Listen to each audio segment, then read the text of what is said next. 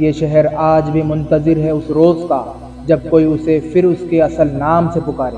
آج اس مقام پر لاپرواہی ہے، بے پرواہی ہے اور بھولا پن ہے۔ یہ صرف ایک شہر نہیں تھا، یہ علم کا مرکز تھا، تہذیب کا شیشہ اور وراثت کا زندہ گواہ تھا۔ یہیں سے اٹھا تھا نظام شاہی سلطنت کا نور، یہیں سے روشن ہوئی تھی دکن کی تاریخ۔ یہاں کے ہر پتھر میں دعا بسی ہوئی ہے، ہر گنبد کے نیچے کوئی کہانی بڑی بے چینی میں سو رہی ہے، اور آج ان کہانیوں پر خاموشی کی گرد جم چکی ہے۔ اس شہر کا ضمیر آج بھی زندہ ہے، بس اسے سننے والے دلوں کی ضرورت ہے۔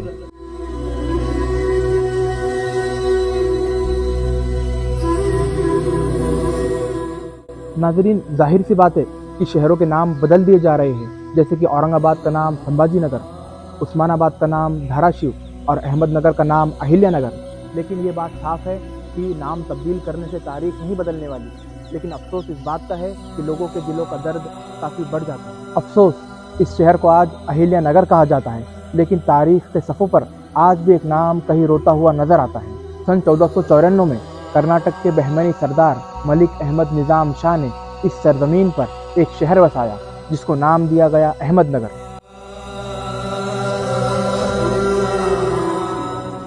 نظام، مغل اور اورنگزیب عالمگیر جنہوں نے اس شہر کو اپنا مرکز بنایا، یہیں سے دکن پر حکومت چلی۔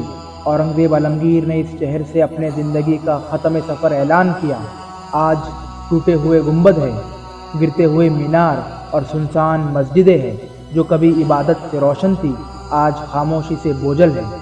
یہ وراثت صرف مسلمانوں کی نہیں، یہ وراثت ہندوستان کی روح ہے، مگر افسوس نہ کتابوں میں جگہ ملی، نہ نشروں میں عزت ملی۔ صرف نام بدل دیا گیا، مگر تاریخ کو سمجھنے کی کوشش نہ کی گئی۔ یہ ایک ایسے شہر کی داستان ہے جس کا نام موجودہ حکمرانوں نے تبدیل کیا، لیکن اس کی تاریخ بدلنا شاید بھول گئے۔ جس شہر کو آج ہندوستان اہلیہ نگر کے نام سے جانتا ہے، اسے کبھی احمد نگر کے نام سے جانتا تھا۔ یہ شہر محض تاج اور تخت کے لیے نہیں تھا، بلکہ یہ شہر اس دور میں دکن کی سرزمین پر نئے دور کا آغاز تھا۔ یہ ایک ایسے دور کا آغاز تھا جہاں دکن اپنی سیاسی اہمیت کو بڑھا رہا تھا۔ یہ ایک ایسے دور کا آغاز تھا جہاں دکن اپنی پہچان بنا رہا تھا۔ ملک احمد نظام شاہ محض ایک حکمران نہیں تھا، بلکہ ایک تہذیب کا وعدہ تھا، آنے والے مستقبل کا خواب تھا۔ اسی شہر میں عدالتیں چلتی تھی، علم کی محفلیں ہوتی تھی اور مسجدوں سے اذان گونجا کرتی تھی۔ دکن کی ان ہواؤں میں، ان فضاؤں میں آزادی کی مہک تھی۔ ملک احمد نظام شاہ نے جس شہر کو بسایا، آج دھیرے دھیرے اسی کا نام مٹا دیا گیا۔ سن 1494 میں جب ملک احمد نظام شاہ نے اس شہر کی بنیاد رکھی، تب دکن نے ایک نیا نور دیکھا۔ یہیں سے اتری تھی نظام شاہی سلطنت کی روشنی، یہیں سے روشن ہوا تھا ادب، علم اور فن تعمیر کا سفر۔ آج کا صورتحال یہ ہے کہ ٹوٹے ہوئے گنبد، گرتے ہوئے مینار اور سنسان مسجدیں ہیں جن میں کبھی سجدوں کی روشنی تھی، آج وہاں خاموشی کا اندھیرا ہے، اور افسوس آج یہاں نسلوں کی یادیں ٹوٹ رہی ہیں۔ یہ وراثت کسی ایک قوم کی نہیں، یہ ہندوستان کا ضمیر کی امانت ہے۔ یہ وراثت کسی ایک قوم کی نہیں، یہ ہندوستان کے ضمیر کی امانت ہے۔ سن 1494 میں ملک احمد نظام شاہ نے احمد نگر کی بنیاد رکھی اور یہیں سے دکن میں نظام شاہی سلطنت کا آغاز ہوا۔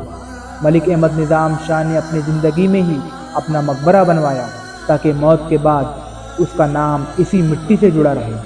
نظام شاہی مقبروں میں ملک احمد نظام شاہ، برہان نظام شاہ، حسین نظام شاہ اور ان کے خاندان کے افراد دفن ہیں۔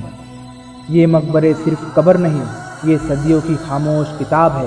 ان مقبروں کی تعمیر دکنی اور پرشین انداز کا خوبصورت میل ہے۔